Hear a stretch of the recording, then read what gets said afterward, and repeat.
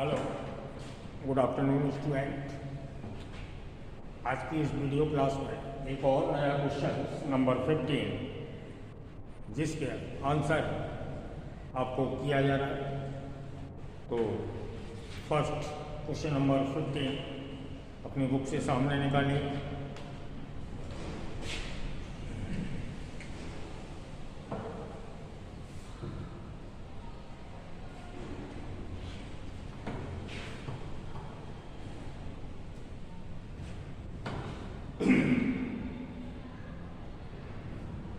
Question number first entry provide depreciation. तो आप पहले किसी की बुक में क्वेश्चन नंबर आगे पीछे भी हो तो फर्स्ट ट्रांजैक्शंस जो दिया है क्वेश्चन नंबर 15 का first transactions provide depreciation on furniture. ये फर्स्ट लाइन है, provide depreciation on furniture and machinery both assets पर डेप्रिसिएशन प्रोवाइड करना है। तो फर्स्ट में आपको बताएं हम डेप्रिसिएशन किसे कहते हैं। मीनिंग डेप्रिसिएशन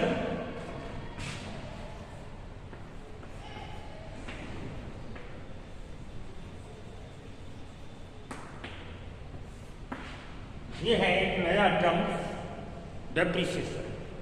मीनिंग के रूप में आपको बता दें, reduced value of the fix assets, reduced value of the fix assets by regular या continue use called depreciation.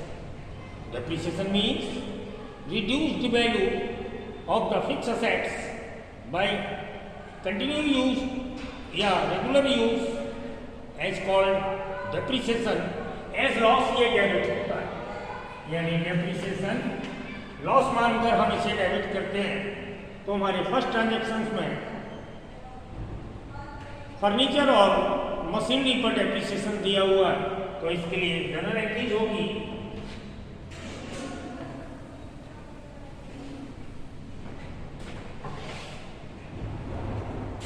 Date दी हुई है,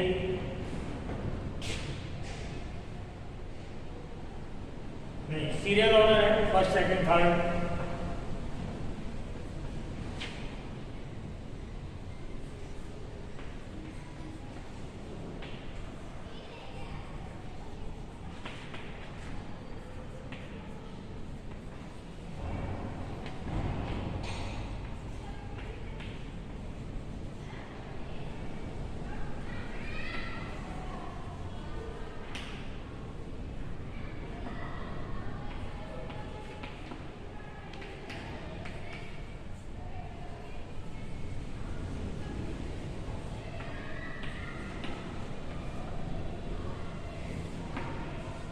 फर्स्ट एंट्री जो रिकॉर्ड की गई, डेप्रिसिएशन अकाउंट दिया to furniture to machinery. Depreciation always loss होता है और इसमें कोई कैश या अगर कोई आइटम्स गोज आउट या रिसीव नहीं होता एज लॉस, हमारा डेप्रिसिएशन डेबिट होगा। और रेगुलर यूज से जो मशीन या फर्नीचर की वैल्यू घट जाती है तो ये माइनस पॉइंट हुआ, असेट्स ऑलवेज डेबिट हो जाती है। एज कंडीशंस जब वैल्यू ऑफ असेट्स डिडक्ट हो जाए यानी माइनस में चली जाए तो हम असेट्स को क्रेडिट करते हैं। तो इसका amount 500 furniture, 2000 machinery, total amount आया है 2500।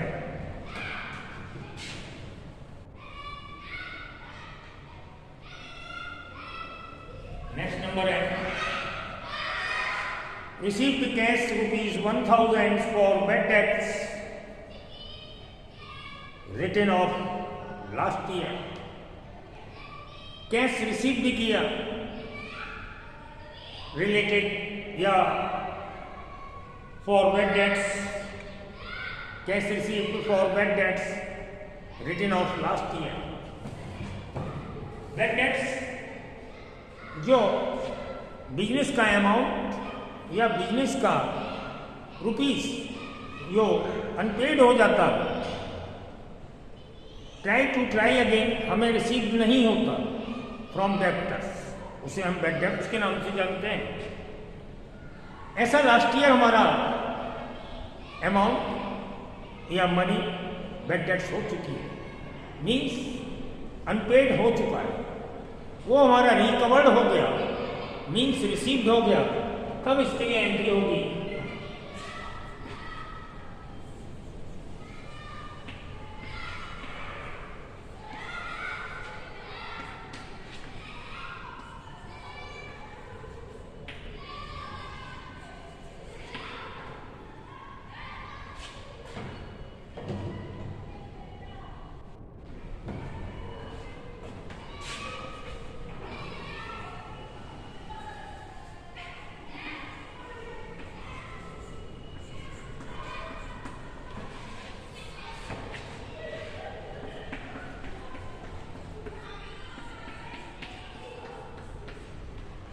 कैश अकाउंट दिया, to bad debts recovered, cash receive हुआ इसलिए डेबिट, और बैड डेट्स रिकवर्ड हमारी इनकम बन गई इसलिए क्रेडिट।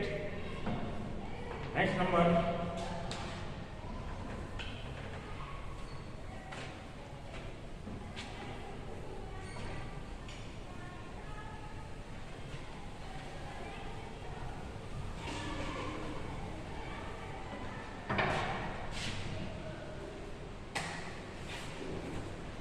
नेक्स्ट नंबर है third, mister Ajay Singh was declare bankrupt. Ajit Singh जो हमारा डेप्टर्स था, मीन्स ओडर्स, वो इंसॉल्वेंट हो गया। ही ओड ₹2500 टू अस, उस पर हमारे 2500 रुपये थे, या 2500 रुपये का मेरा डेप्टर्स था, मेरा कर्जदार था। Nothing could be recovered, nothing could be recovered from his estate, उससे हमें कुछ भी नहीं मिला। मिस्टर अजय सिंह जो हमारा ओडर्स था ₹2500 की, यानी अजीत सिंह मेरा डेप्टर्स था 2500 के लिए, उसने डिक्लेयर कर दिया इंसॉल्वेंट के लिए, बैंकरप्ट, यानी उसकी फर्म फेल हो गई, और उससे हमें नथिंग कुड नॉट, कुछ भी हमें रिसीव नहीं हुआ फॉर हिज अकाउंट्स, यानी उसके अकाउंट से हमें कुछ भी रिसीव नहीं हुआ, हमारा टोटल अमाउंट बैड डेप्ट में चला गया। एज लॉस बैड डेप्ट को हम डेबिट करेंगे। Number third,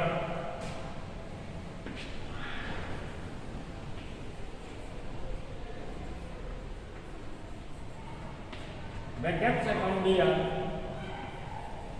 to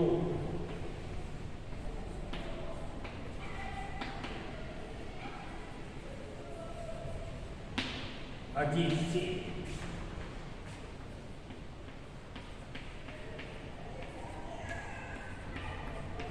$2500। Ajit Singh जिसका हिसाब क्लियर हो गया क्योंकि उसने डिक्लेयर कर दिया बैंकरप्ट या इंसॉल्वेंट के लिए, हमारा पूरा का पूरा पैसा मारा गया, डूब गया, जिसे हम बैंकरप्ट के नाम से जानते हैं। एज लॉस हमने उसे डेबिट किया।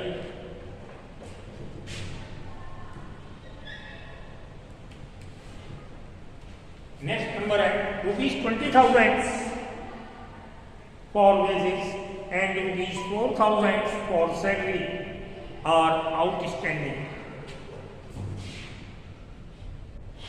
एक न्यू टर्म्स के रूप में आया।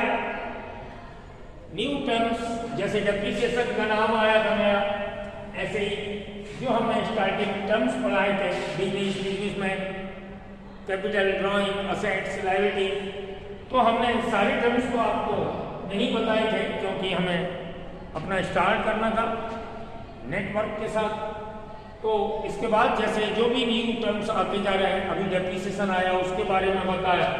अब है आपके सामने एक न्यू टर्म,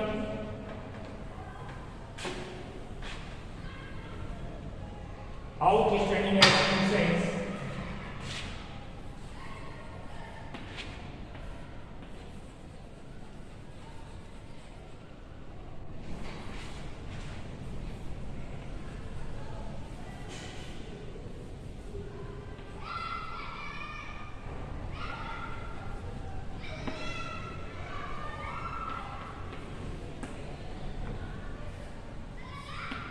आउटस्टैंडिंग एक्सपेंसेस इसके बारे में आपको बता दें, those expenses which was not paid by businessman, वो एक्सपेंसेस जो किसी बिजनेसमैन के द्वारा पे नहीं किए गए, यानी those expenses which was not paid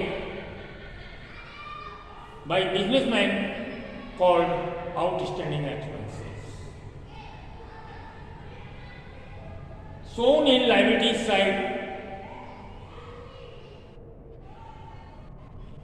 in balance sheet,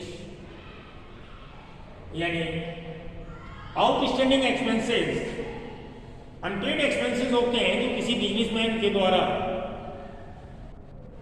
दिए नहीं गए, जिन्हें हम आउटस्टैंडिंग एक्सपेंसेस के नाम से जानते हैं.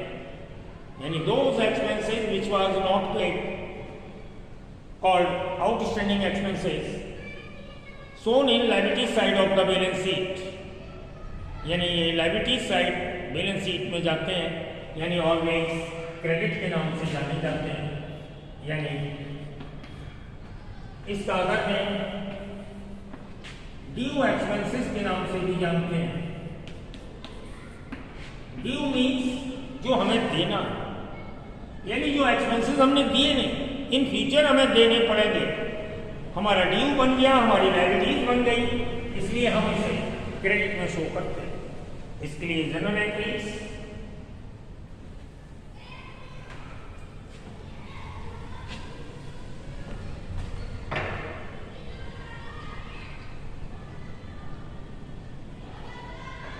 Number 4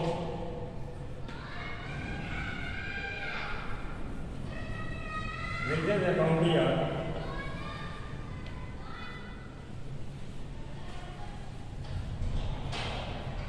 salary account here, 2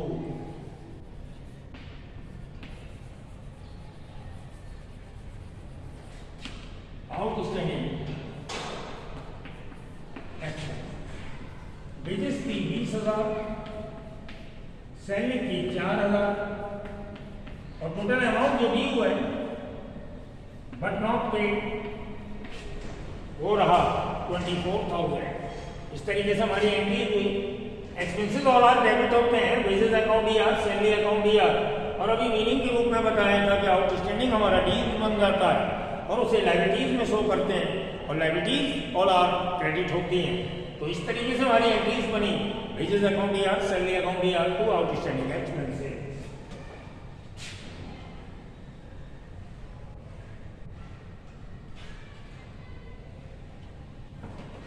next number 5, purchase furniture for proprietary use.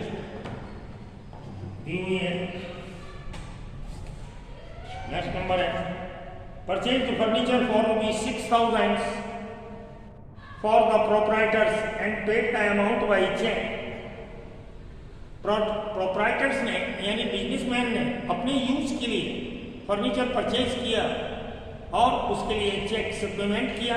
ये उसका पर्सनल यूज हो गया, इसे हम ड्राइंग के नाम से जानेंगे. ड्राइंग ऑलवेज डेबिट होती है.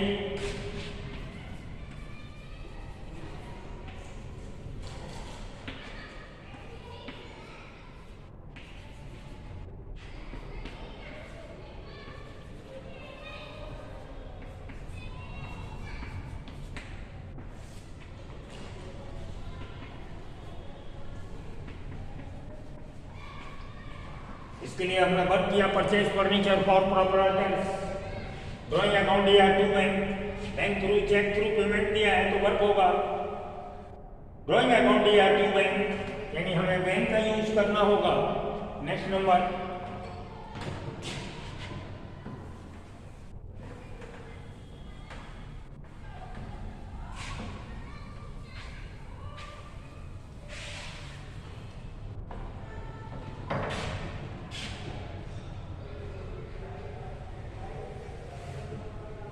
प्रोवाइड इंटरेस्ट ऑन कैपिटल, और नेक्स्ट नंबर है इंटरेस्ट ऑन ड्रॉइंग। तो इसके बारे में बता दें। एक तो होती है हमारी पेड इंटरेस्ट,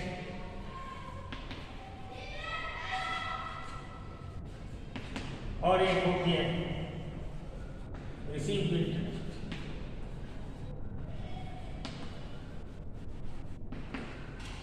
यानी रिसीव या पेड, तो यहां पर प्रोवाइड इंटरेस्ट है, यानी कैश में ना तो ये दी जाती ना ही कैश में ली जाती। प्रोवाइड इंटरेस्ट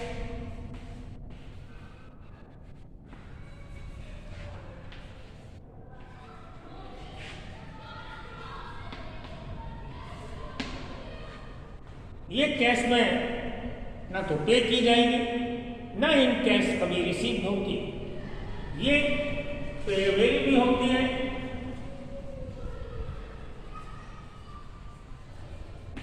और रिसीवेबल भी होती है।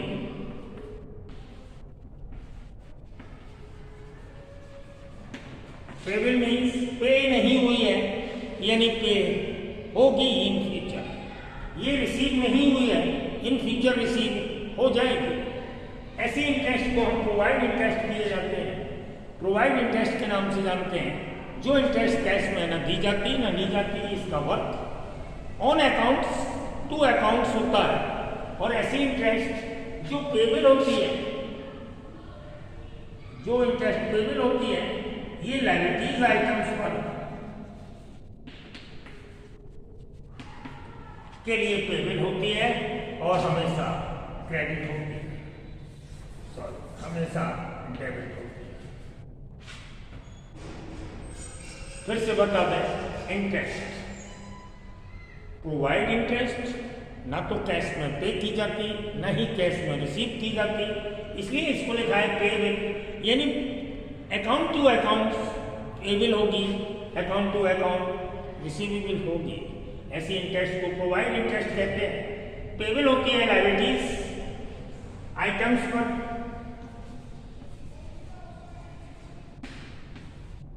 पेबल होती है लायबिलिटीज आइटम्स के लिए, और ये रिसीवेबल होती है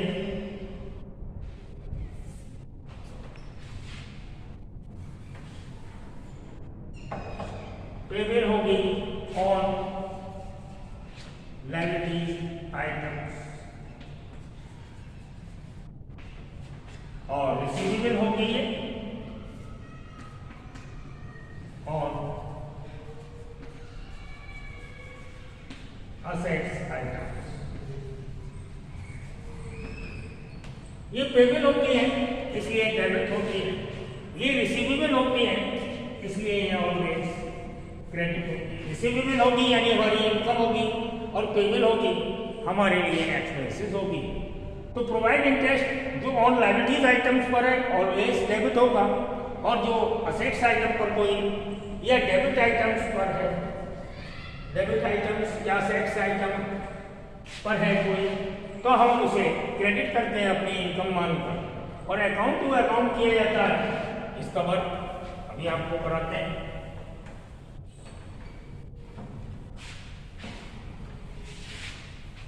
तो फर्स्ट है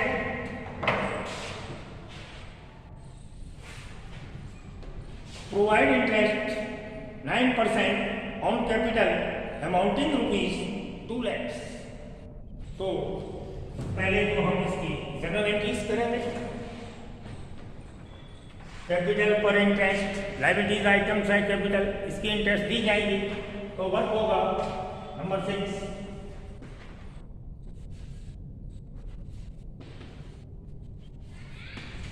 इंटरेस्ट ऑन कैपिटल अकाउंट दिया टू कैपिटल, जिस आइटम पर इंटरेस्ट दी जाएगी उस आइटम्स को क्रेडिट करते हैं और इंटरेस्ट को हम डेबिट करते हैं। पेबल इंटरेस्ट है, हमारे लिए एक्सपेंसेस है, तो हमने जिस आइटम पर इंटरेस्ट लगाई मीन्स प्रोवाइड की इंटरेस्ट ऑन कैपिटल डेबिट हुई, और जिस आइटम्स पर लगाई जा रही है वो इंटरेस्ट, वो आइटम्स हमारा क्रेडिट होगा। 9% से अमाउंट आएगा 2 लाख पर 18,000।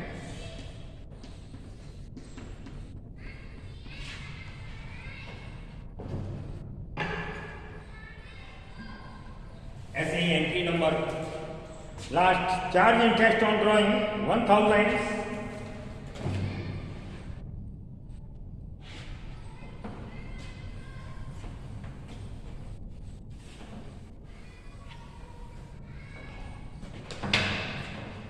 ऑन कैपिटल इंटरेस्ट पेबल होती है, तो ड्राइंग की इंटरेस्ट रिसीवेबल होती है। यानी फर्म या बिजनेस कोई भी अमाउंट जो रिसीव करता है जैसे कैपिटल के रूप में, तो उस पर इंटरेस्ट लगाया जाता है, यानी वो पेबल होगी। यदि बिजनेसमैन ड्यू कर लेता है तो फर्म के द्वारा उस पर इंटरेस्ट लगाई जाती है, वो रिसीवेबल होगी। तो इसलिए फर्क होगा।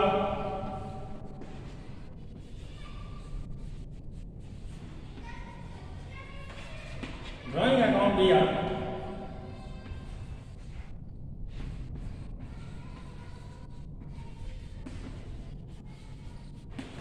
Interest on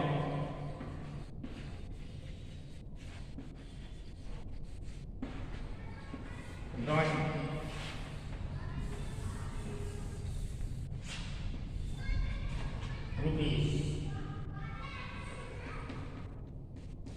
₹6,000। इस एंट्री को समझिए। कैपिटल हमारा लायबिलिटीज आइटम्स है, फर्म के द्वारा वो अमाउंट लिया जाता है, बिजनेसमैन के द्वारा इन्वेस्ट किया जाता है, तो फर्म के द्वारा वो इंटरेस्ट दी जाती थी, इसलिए हमने ऑन कैपिटल इंटरेस्ट को डेबिट किया। ड्रॉइंग बिजनेसमैन के द्वारा ड्यू मनी, जो ड्यू की जाती है यानी फर्म से ली जाती है, उसे ड्रॉइंग के नाम से जानते हैं। ड्यू मनी, उस पर इंटरेस्ट लगाया जाएगा, तो फर्म या बिजनेस के लिए हमारे लिए प्रॉफिटेबल होगी, यानी इनकम होगी, और ये क्रेडिट होगी। जैसे अभी हमने स्टार्टिंग में बताया था कि इंटरेस्ट पेबल भी होती है, इंटरेस्ट रिसीवेबल होती है, तो इसके लिए वर्क होगा ड्राइंग अकाउंट या टू इंटरेस्ट ऑन ड्राइंग। आज की वीडियो हम यहीं पर समाप्त करते हैं। Okay, bye.